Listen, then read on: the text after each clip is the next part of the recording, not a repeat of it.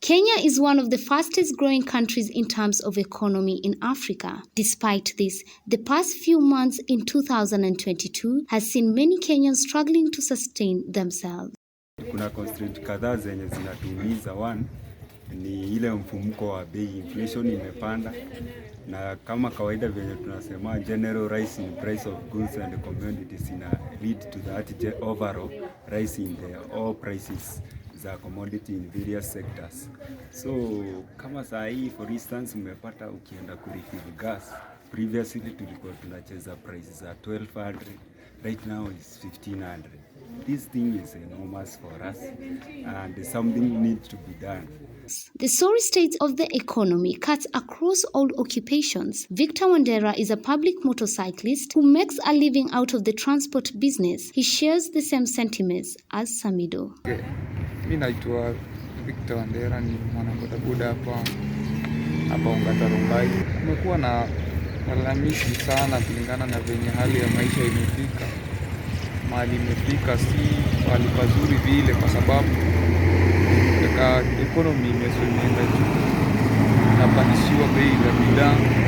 Sasa like my area of operation ya bodaboda, mafuta tumepandishiwa sana. This has not always been the case in Kenya, which according to the Afrobarometer ranks third highest in sub-Saharan Africa with regards to economic growth. When did inflation start creeping in? Ilianza kupanda March, so every katikati ya mwezi imekuwa ikipandishwa, na so far sasa tunanunua lita moja ya mafuta 159, which ilikuwa 129, 120. So hali ya maisha imepanda na imekuwa ngumu kidogo. Napata pia inabidi sasa, so that you maintain the profit yenye ulikuwa unapata, ongeza bei vile una charge your charges for customer, na hiyo imechangia pia.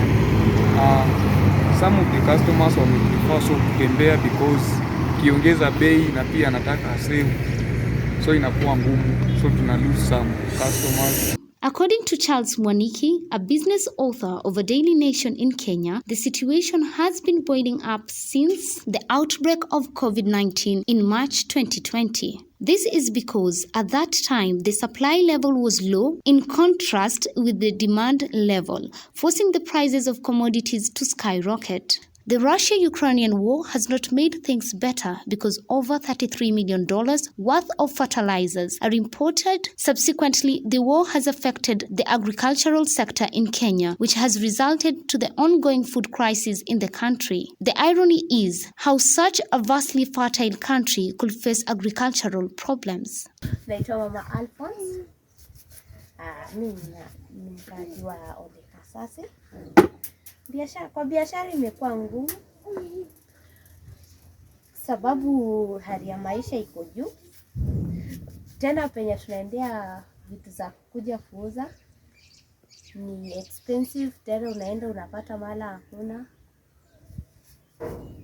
Watu tena customer wamepungua sababu si kama kitambo venye maisha ilikuwa chini.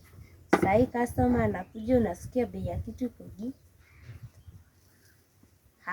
Iko juu anaenda. Na ni kulingana tu na venye hata si tunaenda tunapata huko sokoni. Kama cabbage unaenda unapata na 80 bob. Unakuja unauza so. Na hakuna mwenye anaweza chukua na so inabidi ukae na vitu. But the question is, can a country that is known for her rich agricultural capability be dependent on importation of fertilizers? Mimi naitwa James Andale. As a business person, of late kumekuwa na increase in prices of commodities, na hiyo imeaffect hadi customers wetu. Something like a liter of oil, cooking oil, imekuwa ikigo at 220 shillings, but saa hii na retail at 350. So this leads to increase in other commodities like mayai. Napata the earlier price was 20, saa hii inabidi due to increase in oil tuifanye kwa 25. Perhaps if we invested in settling both private and public fertilizer manufacturing plants, the food crisis the country is facing will be averted. The inflation rate in the country has largely been blamed on the Russia-Ukrainian war by not only citizens but also government officials. Wengine wameanza vita ambaye sisi hata hatuelewi, ambaye imesababisha bei ya mafuta, bei ya vyakula kwa nchi zingine kupanda na kutuletea shida zingine. However, facts by Observatory of Economic Complexity reveal that most of the oil imports in the country come from the Middle East, with more than 59 billion Kenyan shillings and 54 billion Kenyan shillings from the United Arab Emirates and India, respectively. It is historically known that taxation rates in Kenya hike during election period. Could the government be having it easier this year because it has channeled all the blame and focus on first the coronavirus pandemic and now the Russia-Ukrainian war? Angalia hii bei imepanda, uliza Uhuru. Yaani mimi Uhuru niko Ukraine, mimi ninafanya nini huko? Jameni.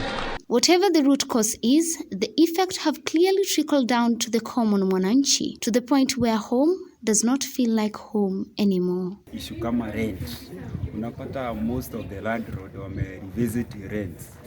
Instead of at least kuelewa sisi yenye state of the economy iko bad, wameenda waka increment even rent to a state that tuna feel as if we are not part and parcel of Kenya.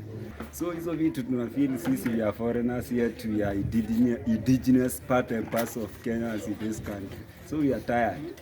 This story has been brought to you by the Business Minds production, and my name is Rukia Abdullahi.